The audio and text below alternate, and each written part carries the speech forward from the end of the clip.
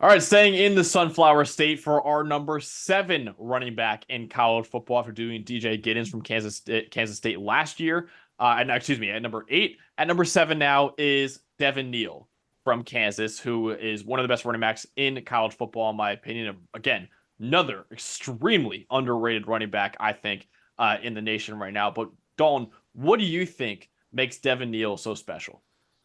Oh man, it's crazy. I mean, if we could, I almost wonder if we could have made a whole top 10 of these Big 12 backs, but no, Devin Neal, much like RJ Harvey we had earlier, just as spectacular in space, right? You get him out in space, he can make big things happen with his feet. 22 runs of 15 plus yards, fifth most in the country, 16 touchdowns, 6.3 yards per carry.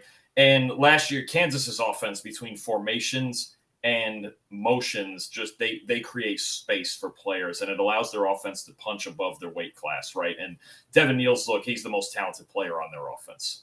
You get him out on the edges, he's really, really, really dangerous, and that's just the whole point. Now, curious to see with Andy Kotelnicki gone how much this offense changes. But there is no questioning Devin Neal. He can play a little bit in the receiving game, but when he gets off tackle, when they use the entire width of the field, he's really, really tough to tackle on the outside. Yeah, incredibly shifty running back. That was really the one thing that I kept noticing when I was watching Devin Neal tape over the last week or so is that, man, he has a dead leg that just leaves defenders in the dust sometimes, honestly. And he's a really good athlete. We mentioned before that game athleticism score metric where we can track a player's movement ability, how fast he's playing, his change of direction ability, and kind of measure it against other top players at that position. Devin Neal scored in the 96th percentile for running backs last year, damn near close to 97th percentile, honestly. He was 94th the year before as well. So incredibly productive player, 2,373 rushing yards over the last 2 seasons, which only trails Quinshawn Judkins, who we'll talk about in a little bit, and Blake Corum among Power 5 running backs. 25 rushing touchdowns over the last 2 years as well, which is fourth to Blake Corum, Quinshawn Judkins, and Audric Estime among Power 5 running backs as well.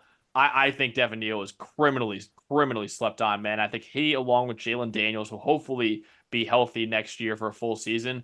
That could be an incredibly dangerous offense, even without Andy Kotelnicki calling up plays and drawing up some great plays for them. I still think that having those two there is very, very valuable for that Kansas team, and why I'm still very high on Kansas. Honestly, I think they could be a dark horse, Big 12 contending champion, honestly, next year, because I think they're gonna have a really good team next year. I think once again with those two leading the way. What are some of the negatives though that you see, Dawn, with Devin Neal's tape? The big thing for me is if there is any adjustment in this offense with Kotelnicki gone, and is that Neal, almost all of his production comes to the outside, right? There's just not a whole Yeah. lot schemed within this offense, and and for him within between the tackles, I should say, just 182 yards all of last season between the tackles with a 69.2 rushing grade compared to a 90 plus and just less than 90% of his production off tackle. So everything's to the outside and everything's in space. Now, that offense was designed to be like that. They want to use the entire width of the field and the entire length of the field. They run to the outside and they throw it over your heads, right? How much that'll change will depend on the new offense, but if Neal can give them a little bit more between the tackles, it might just diversify his game enough to create more space and have people stressing just every which way in the front seven. But right now, that's the only thing I have on him is that his production is a bit reliant on constantly getting to the edges and the wide side of the field. And it's not all his fault at all. The offense is designed like that, right? It's designed to outflank. We're pulling people, we're pinning and pulling. We got motions. Sometimes we've got all five eligibles on one side of the formation.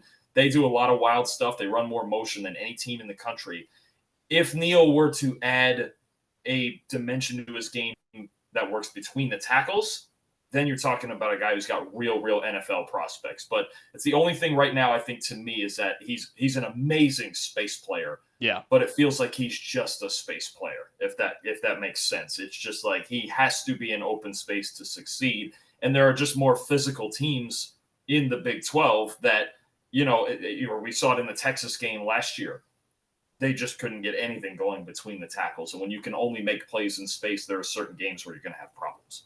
Yeah, I think it's a great point. That's exactly what one of the notes I had too, is that he kind of does make a lot of the broken tackles that you see on his tape are really because of linebackers or corners or safeties missing the tackle. You only see him playing within the line of scrimmage or between the tackles, like you said, and making defenders inside miss. And I think that's probably one of the biggest negatives I see in his game right now. Like I said, he's purely a space player, it feels like right now, and now it can be because of how the offense is designed. But I think some of it too is that he passes up some open holes on the interior offensive line to get out in space. And I think that's something you saw with, say, Trey Benson last year or Marshawn Lloyd. They did the same thing. They always try to hit the sideline as quickly as possible instead of taking what was there up the middle. So I think Devin Neal's vision could be improved a little bit. But I still think he's a really solid player. I think he's a really good receiver out of the backfield too, and that's again goes to the space thing for him.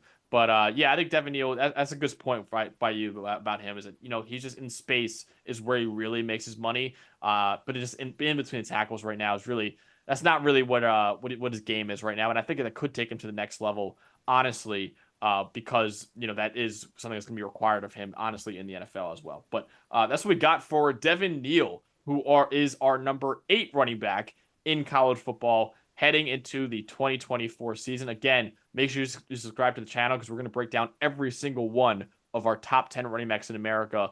Next up is number 7 on this list, but stay tuned because we're going to do this for every single position as well, which we're having a lot of fun with. So stay tuned for that. But yeah, so our number 8 guy, Devin Neal out of Kansas.